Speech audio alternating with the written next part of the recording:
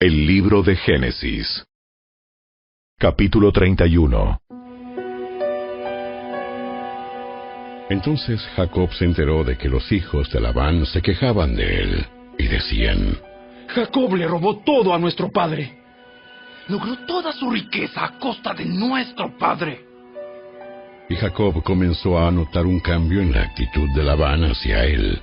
Entonces el Señor le dijo a Jacob: Regresa a la tierra de tu padre y de tu abuelo, y a tus parientes de allí, y yo estaré contigo.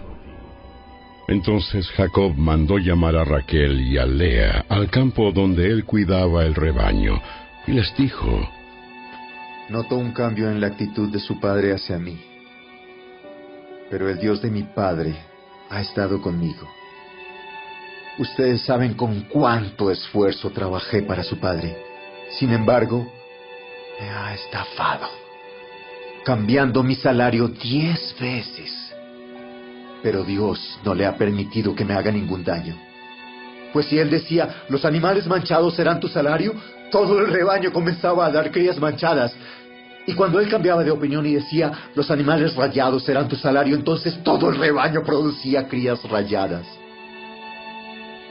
De esa manera, Dios ha tomado los animales de su padre y me los ha entregado a mí.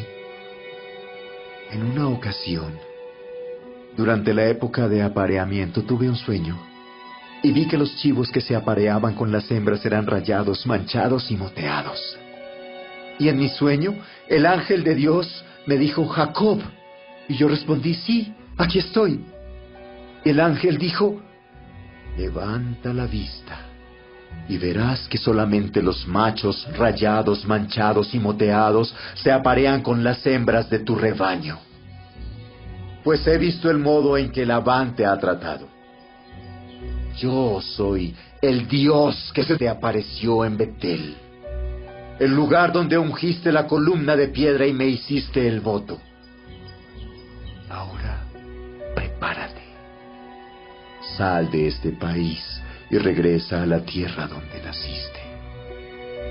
Raquel y Lea respondieron: Por nuestra parte está bien. De todos modos, nosotras no heredaremos nada de las riquezas de nuestro padre. Él ha reducido nuestros derechos a los mismos que tienen las mujeres extranjeras. Y después de habernos vendido, derrochó el dinero que tú le pagaste por nosotras. Toda la riqueza que Dios le ha quitado a nuestro padre y te ha dado a ti nos pertenece legalmente a nosotras y a nuestros hijos. Así que, adelante. Haz todo lo que Dios te ha dicho. Entonces Jacob hizo que sus esposas y sus hijos subieran a los camellos, y puso en marcha todos sus animales. Reunió todas las pertenencias que había adquirido en Padán Aram, y salió hacia la tierra de Canaán, donde vivía su padre, Isaac. En el momento de partir, Labán estaba lejos, esquilando sus ovejas. Así que Raquel robó los ídolos de la familia de su padre y los llevó consigo. Jacob fue más listo que Labán el arameo, porque salieron en secreto y nunca le dijeron que se iban. De ese modo, Jacob se llevó todas sus pertenencias y cruzó el río Éufrates en dirección a la zona montañosa de Galaad. 3 días después, le avisaron a Labán que Jacob había huido. Entonces él reunió a un grupo de sus parientes y emprendió la búsqueda. Alcanzó a Jacob 7 días después en la zona montañosa de Galaad. Pero la noche anterior, Dios se le había aparecido a Labán el arameo en un sueño y le había dicho: Te advierto que dejes en paz a Jacob. Labán alcanzó a Jacob, quien acampaba en la zona montañosa de Galaad, y armó su campamento no muy lejos del campamento de Jacob. ¿Qué pretendes engañándome de esa manera? ¿Cómo te atreves a llevarte a mis hijas como si fueran prisioneras de guerra? ¿Por qué huiste en secreto? ¿Por qué me engañaste? ¿Y por qué no me dijiste que querías marcharte? yo te habría hecho una fiesta de despedida con cánticos y música, al son de panderetas y arpas. ¿Por qué no me dejaste besar a mis hijas y a mis nietos y despedirme de ellos? Has actuado como un necio. Yo podría destruirte, pero el Dios de tu padre se me apareció anoche y me advirtió: deja en paz a Jacob. Puedo entender que sientas que debes irte y anhelas intensamente la casa de tu padre. Pero ¿por qué robaste mis dioses? Me apresuré a irme porque tuve miedo. Pensé que me quitarías a tus hijas por la fuerza. Ahora, en cuanto a tus dioses, si puedes encontrarlos, que muera la persona que los haya tomado. Si encuentras alguna otra cosa que te pertenezca, identifícala delante de estos parientes nuestros y yo te la devolveré. Pero Jacob no sabía que Raquel había robado los ídolos de familia. Labán fue a buscar primero en la carpa de Jacob, luego entró en la de Lea, y después buscó en las carpas de las 2 esposas esclavas, pero no encontró nada. Por último fue a la carpa de Raquel. Pero Raquel había tomado los ídolos y los había escondido en la montura de su camello, y estaba sentado encima de ellos. Cuando Labán terminó de buscar en cada rincón de la carpa sin encontrarlos, ella le dijo a su padre: Por favor, perdone, mi señor, si no me levanto ante usted. Es que estoy con mi periodo menstrual. Labán, pues, continuó su búsqueda, pero no pudo encontrar los ídolos de familia. Entonces Jacob se enojó mucho y desafió a Labán. ¿Cuál es mi delito? ¿Qué mal he hecho para que me persigas como si fuera un criminal? Has registrado todas mis pertenencias. Muéstrame ahora lo que hayas encontrado que sea tuyo. Ponlo aquí delante de nosotros, a la vista de nuestros parientes, para que todos lo vean. Que ellos juzguen entre nosotros. Durante 20 años he estado contigo, cuidando de tus rebaños. En todo este tiempo, tus ovejas y tus cabras nunca abortaron. En todos estos años nunca tomé ni un solo carnero tuyo para comérmelo. Si alguno de ellos era atacado por animales salvajes y moría, yo nunca te mostraba el cadáver ni te pedía que lo descontaras de tu rebaño. No, yo mismo me hacía cargo de la pérdida.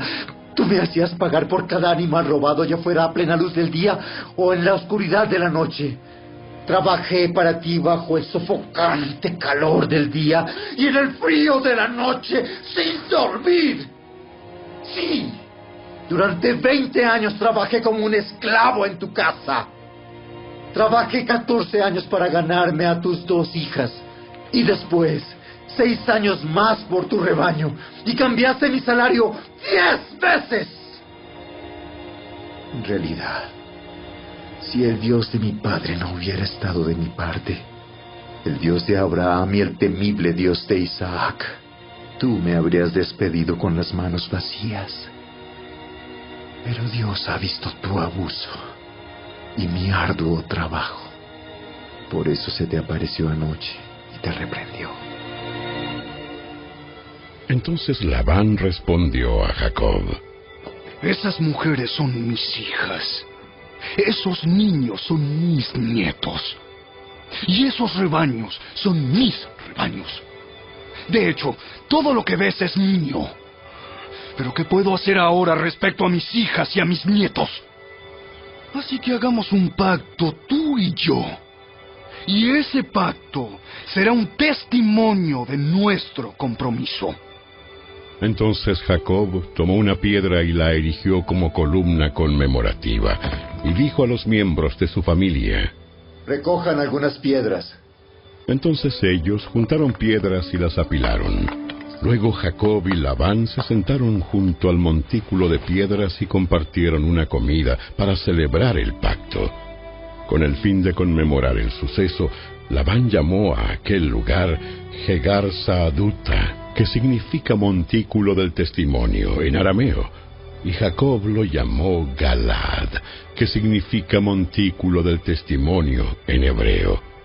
Entonces Labán declaró: Este montículo de piedras quedará como testimonio para recordarnos el pacto que hemos hecho hoy.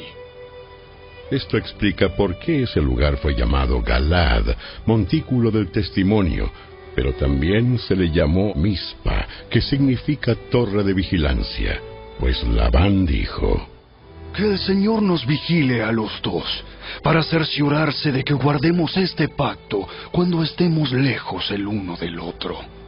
Si tú maltratas a mis hijas o te casas con otras mujeres, Dios lo verá, aunque nadie más lo vea. Él es testigo de este pacto entre nosotros. Mira este montículo de piedras y mira esta columna conmemorativa que he levantado entre nosotros. Están entre tú y yo como testigos de nuestros votos. Yo nunca cruzaré este montículo de piedras para hacerte daño, y tú nunca debes cruzar estas piedras o esta columna conmemorativa para hacerme daño. Invoco al Dios de nuestros antepasados, el Dios de tu abuelo Abraham y el Dios de mi abuelo Nacor, para que sea juez entre nosotros. Entonces Jacob juró delante del temible Dios de su padre Isaac respetar la línea fronteriza. Luego Jacob ofreció un sacrificio a Dios allí en el monte e invitó a todos a un banquete para celebrar el pacto. Después de comer, pasaron la noche en el monte. Labán se levantó temprano a la mañana siguiente, besó a sus nietos y a sus hijas y los bendijo. Después se marchó y regresó a su casa.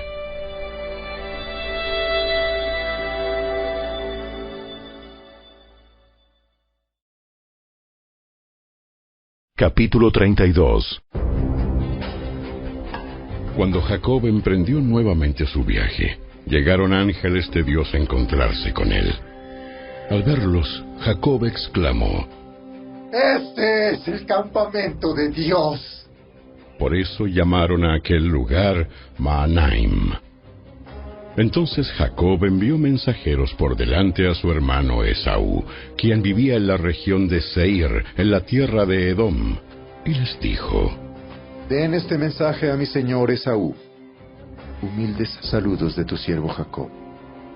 Hasta el momento estuve viviendo con el tío Labán, y ahora soy dueño de ganado, burros, rebaños de ovejas y de cabras, y muchos siervos, tanto varones como mujeres. He enviado a estos mensajeros por delante para informar a mi señor de mi llegada, con la esperanza de que me recibas con bondad. Después de transmitir el mensaje, los mensajeros regresaron y le informaron a Jacob: Nos encontramos con su hermano Esaú y ya viene en camino a su encuentro, con un ejército de 400 hombres. Jacob quedó aterrado con la noticia. Entonces separó a los miembros de su casa en 2 grupos, y también a los rebaños, a las manadas y a los camellos, pues pensó: Si Esaú encuentra a uno de los grupos y lo ataca, quizá el otro grupo pueda escapar.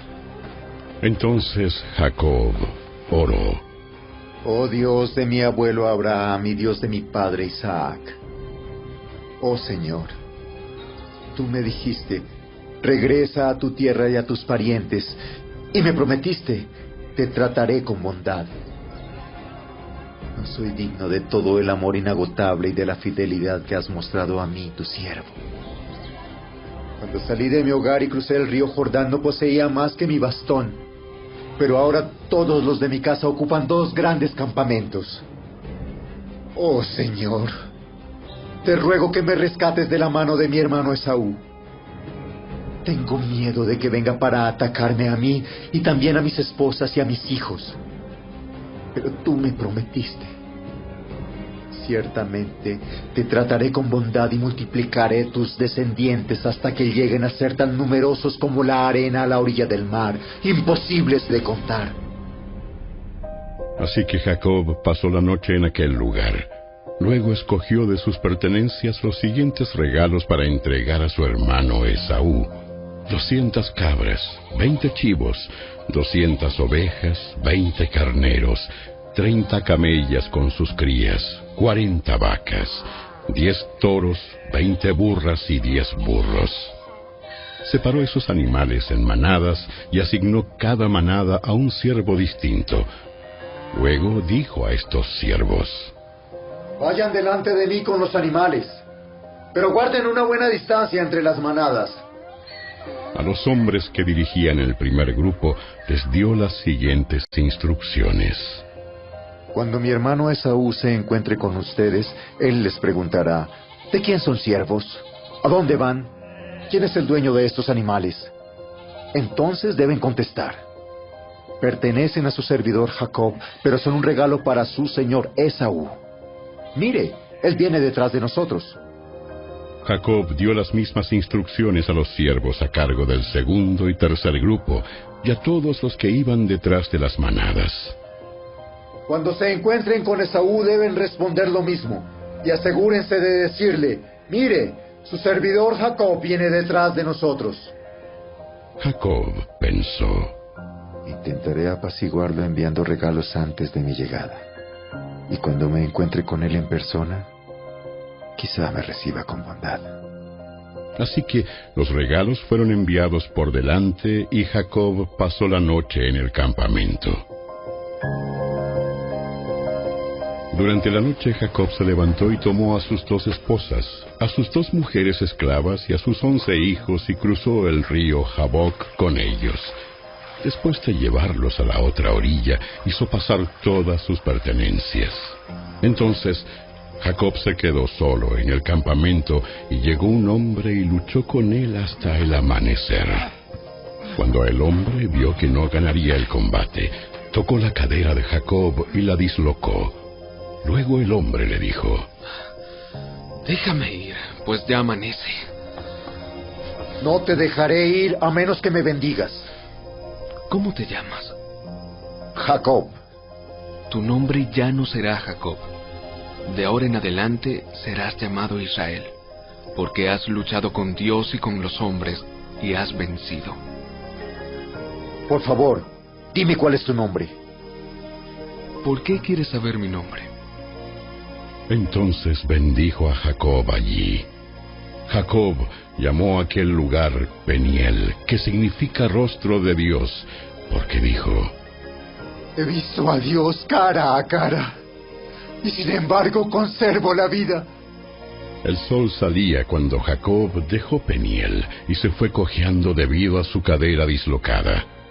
Hasta el día de hoy el pueblo de Israel no come del tendón que está cerca de la articulación de la cadera debido a lo que ocurrió aquella noche cuando el hombre torció el tendón de la cadera de Jacob.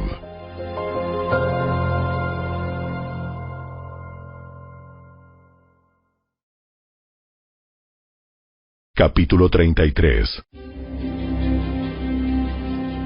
Entonces Jacob levantó la vista y vio a Esaú, quien se acercaba con sus 400 hombres. Por eso repartió a los niños entre Lea, Raquel y sus 2 esposas esclavas. Colocó en el frente a sus 2 esposas esclavas con sus respectivos hijos. Después a Lea con sus hijos y por último a Raquel y a José. Entonces Jacob se adelantó a todos ellos. Cuando se aproximó a su hermano, se inclinó hasta el suelo 7 veces delante de él. Entonces Esaú corrió a su encuentro y lo abrazó, puso los brazos alrededor de su cuello y lo besó, y ambos lloraron. Después Esaú miró a las mujeres y a los niños y preguntó: ¿quiénes son esas personas que vienen contigo? Son los hijos que Dios en su misericordia me ha dado a mí, tu siervo. Contestó Jacob. Después las esposas esclavas se presentaron con sus hijos y se inclinaron ante él. Luego se presentó Lea con sus hijos, quienes también se inclinaron ante él. Finalmente se presentaron José y Raquel, y ambos se inclinaron ante él. ¿Y qué eran todos esos rebaños y esas manadas que encontré en el camino? Son un regalo, mi señor, para asegurar tu amistad. Hermano mío, yo tengo más que suficiente. Guarda para ti lo que tienes. No. Si he logrado tu favor, te ruego que aceptes este regalo de mi parte. Y qué alivio es ver tu amigable sonrisa. Es como ver el rostro de Dios. Por favor, acepta este regalo que te traje, porque Dios ha sido muy generoso conmigo.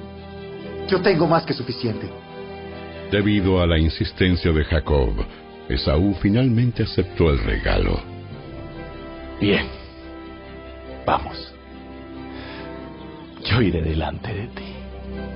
Pero Jacob respondió: Tú mismo puedes ver, mi señor, que algunos de los niños son muy pequeños, y los rebaños y las manadas también tienen sus crías.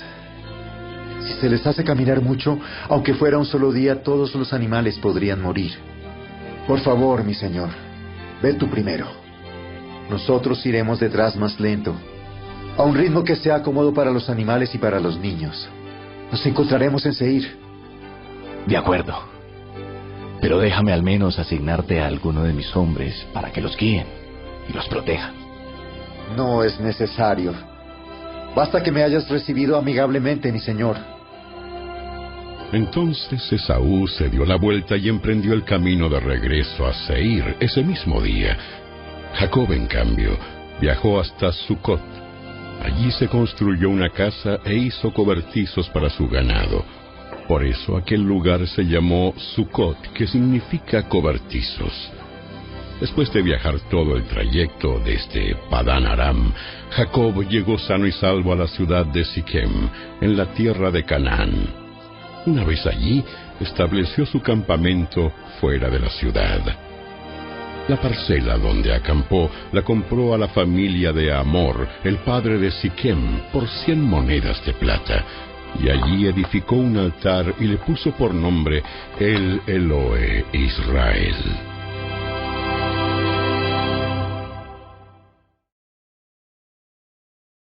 Capítulo 34. Cierto día, Dina, la hija de Jacob y Lea, fue a visitar a unas jóvenes que vivían en la región. Cuando el príncipe del lugar, Siquem, hijo de Hamor el Hebeo, vio a Dina, la tomó a la fuerza y la violó. Sin embargo, luego se enamoró de ella e intentó ganarse su cariño con palabras tiernas. Le dijo a su padre Hamor: Consígueme a esta joven, pues quiero casarme con ella. Entonces Jacob se enteró de que Siquem había deshonrado a su hija Dina, pero como sus hijos estaban en el campo cuidando sus animales, él no dijo nada hasta que regresaron. Hamor, el padre de Siquem, fue a hablar del asunto con Jacob. Mientras tanto, los hijos de Jacob, al enterarse de lo ocurrido, regresaron del campo de inmediato. Quedaron horrorizados y llenos de furia cuando supieron que su hermana había sido violada. Siquem había cometido un acto vergonzoso contra la familia de Jacob, algo que nunca debió haber hecho. Hamor habló con Jacob y con sus hijos. Mi hijo Siquem está verdaderamente enamorado de su hija. Por favor, permítanle casarse con ella. De hecho, formemos también otros matrimonios. Ustedes nos entregan a sus hijas para nuestros hijos, y nosotros les entregaremos a nuestras hijas para los hijos de ustedes. Todos ustedes pueden vivir entre nosotros. La tierra está a su disposición. Establezcanse aquí y comercien con nosotros. Y siéntanse en libertad de comprar propiedades en la región. El propio Siquem también habló con el padre de Dina y con sus hermanos. Por favor, sean bondadosos conmigo y permitan que me case con ella. Yo les daré cualquier cosa que me pidan. Sea cual fuere la dote o el regalo que exijan, lo pagaré de buena gana. Solo les pido que me entreguen a la muchacha como esposa. Pero como Siquem había deshonrado a la hermana de ellos, Dina, los hijos de Jacob respondieron con engaño a Siquem y a Hamor, su padre. Les dijeron: De ninguna manera podemos permitirlo, porque tú no has sido circuncidado. Sería una vergüenza para nuestra hermana casarse con un hombre como tú. Pero hay una solución. Si todos los varones entre ustedes se circuncidan, como lo hicimos nosotros, entonces les entregaremos a nuestras hijas, y tomaremos a las hijas de ustedes para nosotros. Viviremos entre ustedes y seremos un solo pueblo. Pero si no aceptan circuncidarse, tomaremos a nuestra hermana y nos marcharemos. Hamor y su hijo Siquem aceptaron la propuesta. Siquem no demoró en cumplir con el requisito porque deseaba con desesperación a la hija de Jacob. Siquem era un miembro muy respetado de su familia y acompañó a su padre, Hamor, a presentar la propuesta a los líderes que estaban a las puertas de la ciudad. Les dijeron: esos hombres son nuestros amigos. Invitémoslos a vivir entre nosotros y comerciemos libremente. Miren, hay suficiente tierra para mantenerlos. Podemos tomar a sus hijas como esposas y permitir que ellos se casen con las nuestras. Pero ellos aceptarán quedarse aquí y formar un solo pueblo con nosotros únicamente si nuestros hombres se circuncidan, como lo hicieron ellos. Además, si nosotros lo hacemos, todos sus animales y sus posesiones con el tiempo serán nuestros. Vamos, aceptemos sus condiciones y dejemos que se establezcan entre nosotros. Todos los hombres del consejo estuvieron de acuerdo con Hamor y Siquem, y todos los varones de la ciudad fueron circuncidados. Sin embargo, 3 días después, cuando aún estaban adoloridos, 2 de los hijos de Jacob, Simeón y Leví, que eran hermanos de Dina por parte de padre y de madre, tomaron sus espadas y entraron en la ciudad sin encontrar resistencia. Entonces masacraron a todos los varones, entre ellos Hamor y su hijo Siquem. Los mataron a espada, y después sacaron a Dina de la casa de Siquem y regresaron a su campamento. Mientras tanto, los demás hijos de Jacob llegaron a la ciudad. Al encontrar masacrados a los hombres, saquearon la ciudad porque allí habían deshonrado a su hermana. Se apoderaron de todos los rebaños, las manadas y los burros. Se llevaron todo lo que pudieron, tanto de adentro de la ciudad como de los campos. Robaron todas las riquezas y saquearon las casas. También tomaron a todos los niños y a las mujeres y se los llevaron cautivos. Después, Jacob le dijo a Simeón y a Leví: ustedes me han arruinado. Me han hecho despreciable ante todos los pueblos de esta tierra, los cananeos y los fereceos. Nosotros somos tan pocos que ellos se unirán y nos aplastarán. Me destruirán y toda mi familia será aniquilada. Pero ¿cómo íbamos a permitir que él tratara a nuestra hermana como a una prostituta?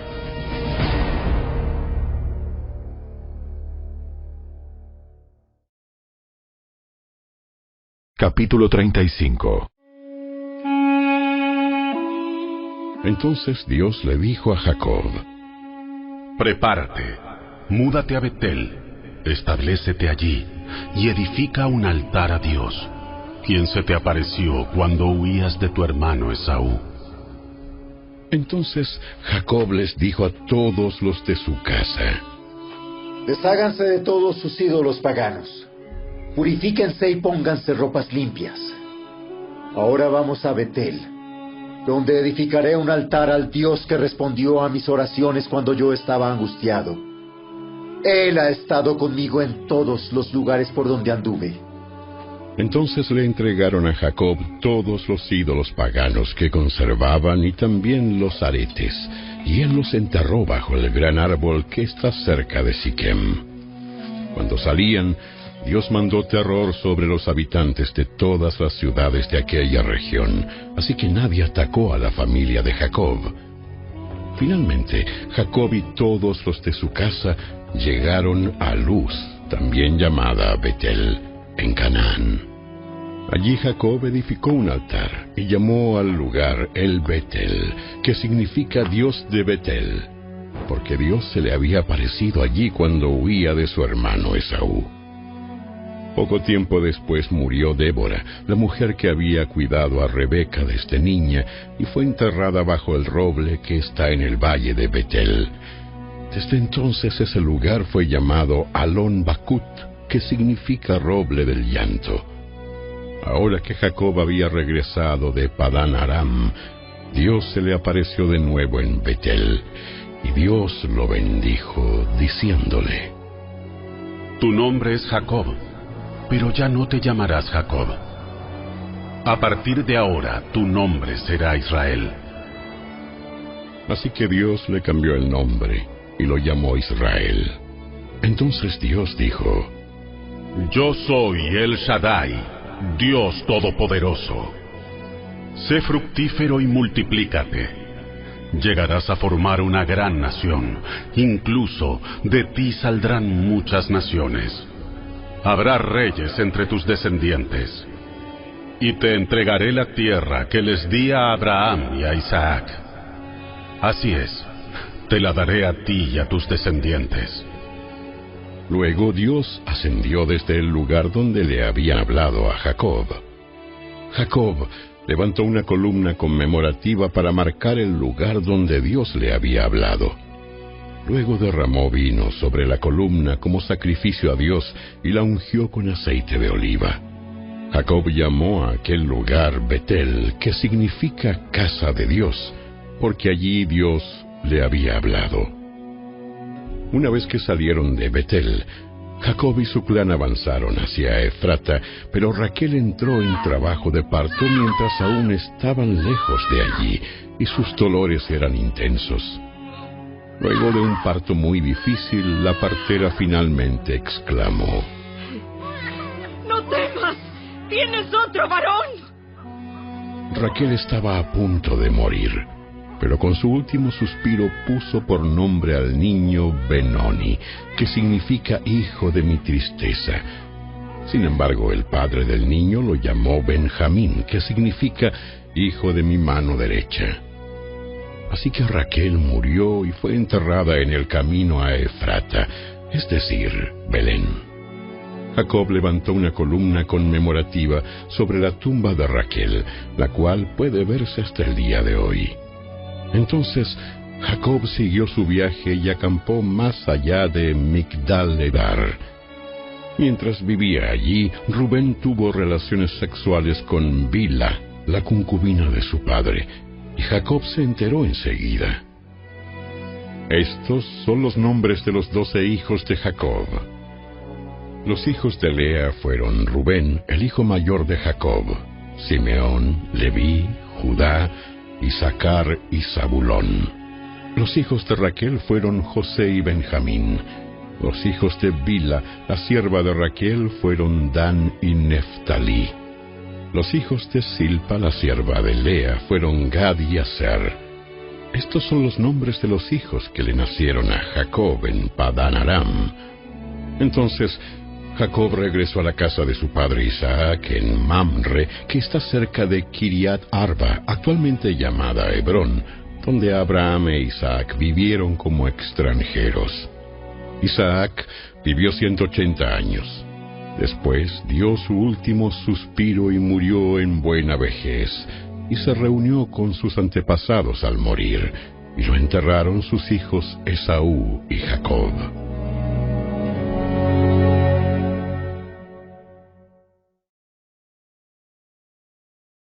El Evangelio según Mateo. Capítulo 12. Por ese tiempo, Jesús caminaba en el día de descanso por unos terrenos sembrados. Sus discípulos tenían hambre. Entonces, comenzaron a arrancar unas espigas de grano y a comérselas. Algunos fariseos los vieron y protestaron. Mira, tus discípulos violan la ley al cosechar granos en el día de descanso. Jesús les dijo: ¿No han leído en las Escrituras lo que hizo David cuando él y sus compañeros tuvieron hambre? Entró en la casa de Dios, y él y sus compañeros violaron la ley al comer los panes sagrados que solo a los sacerdotes se les permitía comer. ¿Y no han leído en la ley de Moisés que los sacerdotes de turno en el templo pueden trabajar en el día de descanso?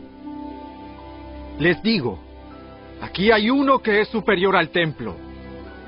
Ustedes no habrían condenado a mis discípulos, quienes son inocentes, si conocieran el significado de la escritura que dice: quiero que tengan compasión, no que ofrezcan sacrificios. Pues el Hijo del Hombre es Señor, incluso del día de descanso. Luego Jesús entró en la sinagoga de ellos, y allí vio a un hombre que tenía una mano deforme. Los fariseos le preguntaron a Jesús: ¿permite la ley que una persona trabaje sanando en el día de descanso? Esperaban que él dijera que sí, para poder levantar cargos en su contra. Jesús les respondió: si tuvieran una oveja, y ésta cayera en un pozo de agua en el día de descanso, ¿no trabajarían para sacarla de allí? Por supuesto que lo harían. ¿Y cuánto más valiosa es una persona que una oveja? Así es, la ley permite que una persona haga el bien en el día de descanso. Después le dijo al hombre: extiende la mano. Entonces el hombre la extendió, y la mano quedó restaurada, igual que la otra. Entonces los fariseos convocaron a una reunión para tramar cómo matar a Jesús. Pero Jesús sabía lo que ellos tenían en mente. Entonces salió de esa región, y mucha gente lo siguió. Sanó a todos los enfermos de esa multitud, pero les advirtió que no revelaran quién era él. Con eso se cumplió la profecía de Isaías acerca de él. Miren a mi siervo, al que he elegido. Él es mi amado, quien me complace.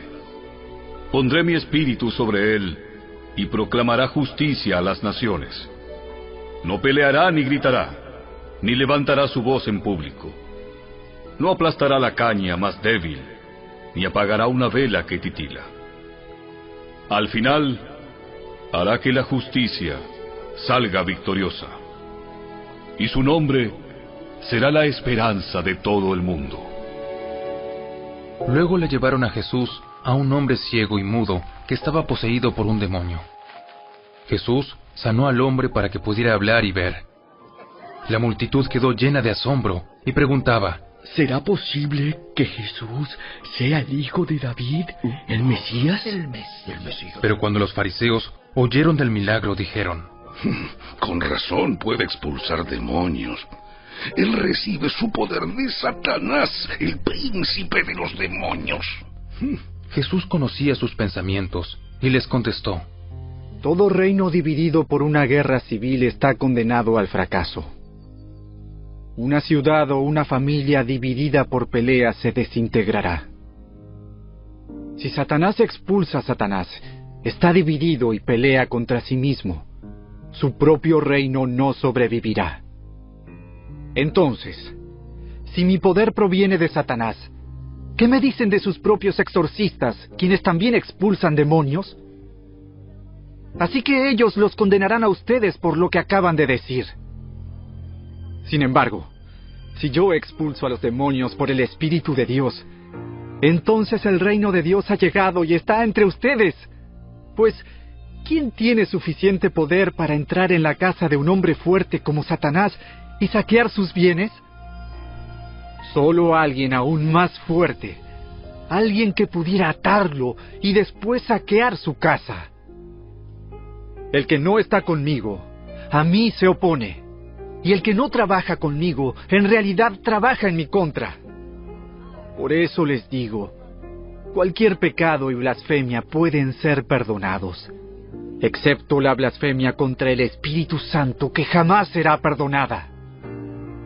El que hable en contra del Hijo del Hombre puede ser perdonado, pero el que hable contra el Espíritu Santo jamás será perdonado, ya sea en este mundo o en el que vendrá. A un árbol se le identifica por su fruto. Si el árbol es bueno, su fruto será bueno. Si el árbol es malo, su fruto será malo. ¡Camada de víboras! ¿Cómo podrían hombres malvados como ustedes hablar de lo que es bueno y correcto? Pues lo que está en el corazón determina lo que uno dice. Una persona buena produce cosas buenas del tesoro de su buen corazón. Y una persona mala produce cosas malas del tesoro de su mal corazón. Les digo lo siguiente. El día del juicio tendrán que dar cuenta de toda palabra inútil que hayan dicho. Las palabras que digas te absolverán o te condenarán. Un día, algunos maestros de la ley religiosa y algunos fariseos se acercaron a Jesús y le dijeron: Maestro, queremos que nos muestres alguna señal milagrosa para probar tu autoridad. Solo una generación maligna y adúltera exigiría una señal milagrosa. Pero la única que les daré será la señal del profeta Jonás.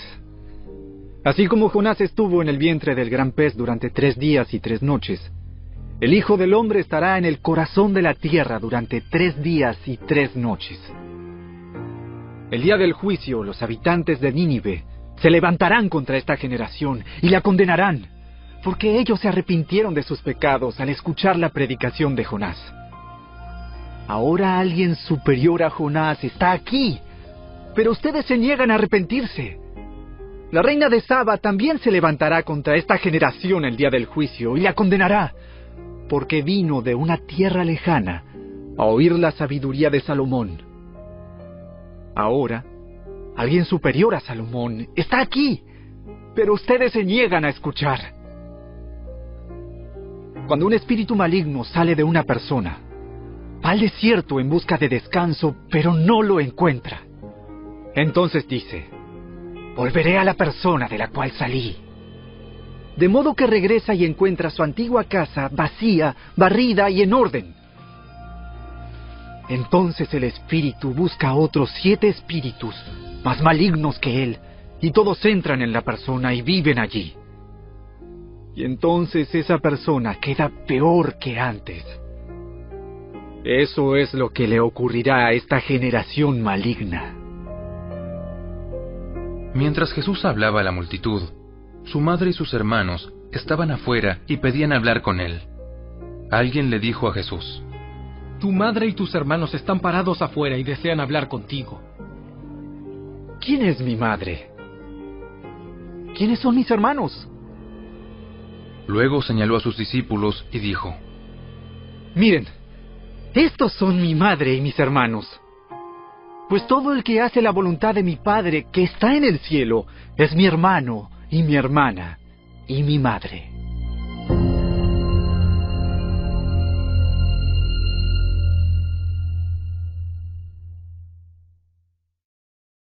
El libro de Salmos.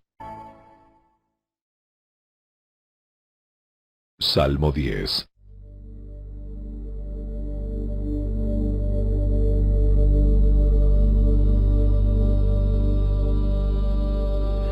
Oh Señor, ¿por qué permaneces tan distante?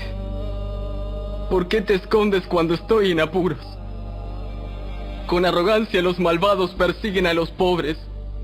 Que sean atrapados en el mal que traman para otros, pues hacen alarde de sus malos deseos. Elogian al codicioso y maldicen al Señor. Los malvados son demasiado orgullosos para buscar a Dios. Parece que piensan que Dios está muerto. Sin embargo, prosperan en todo lo que hacen. ¿No ven que les espera tu castigo? Miran con desdén a todos sus enemigos. Piensan: jamás nos sucederá algo malo. Estaremos para siempre sin problemas. Su boca está llena de maldiciones, mentiras y amenazas. Tienen maldad y violencia en la punta de la lengua. Se esconden en emboscada en las aldeas, a la espera para matar a gente inocente. Siempre buscan víctimas indefensas. Como leones agazapados en sus escondites, esperan para lanzarse sobre los débiles. Como cazadores, capturan a los indefensos y los arrastran envueltos en redes. Sus pobres víctimas quedan aplastadas caen bajo la fuerza de los malvados. Los malvados piensan: Dios no nos mira. Ha cerrado los ojos y ni siquiera ve lo que hacemos. Levántate, oh Señor. Castiga a los malvados, oh Dios. No te olvides de los indefensos. ¿Por qué los malvados desprecian a Dios y quedan impunes?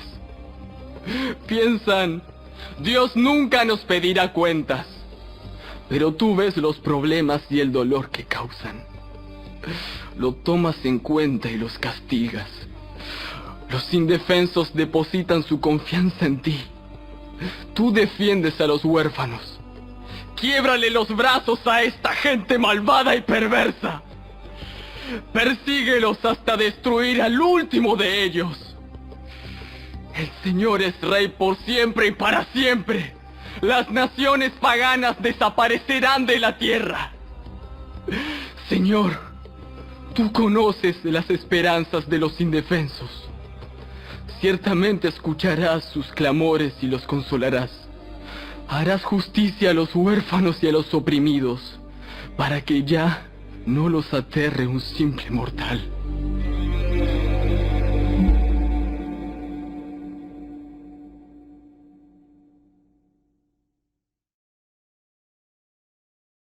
Salmo 11. Yo confío en la protección del Señor.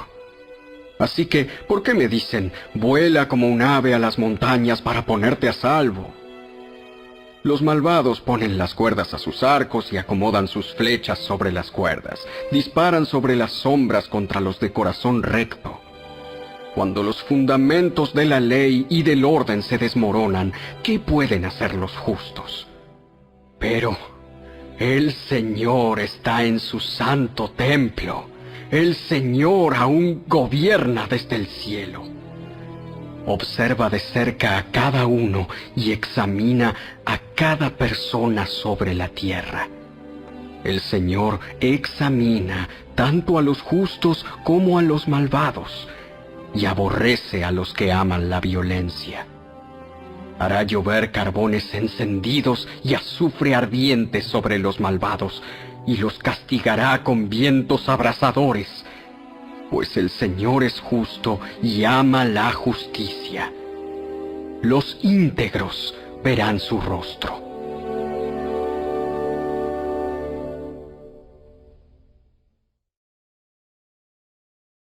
Salmo 12. Auxilio, oh Señor, porque los justos desaparecen con rapidez. Los fieles se han esfumado de la tierra. Los vecinos se mienten unos a otros, se halagan con la lengua y se engañan con el corazón. Que el Señor les corte esos labios aduladores y silencie sus lenguas jactanciosas. Mintamos todo lo que queramos, dicen. Son nuestros los labios, ¿quién puede detenernos? El Señor responde: he visto violencia contra los indefensos y he oído el gemir de los pobres. Ahora me levantaré para rescatarlos como ellos anhelaron que hiciera.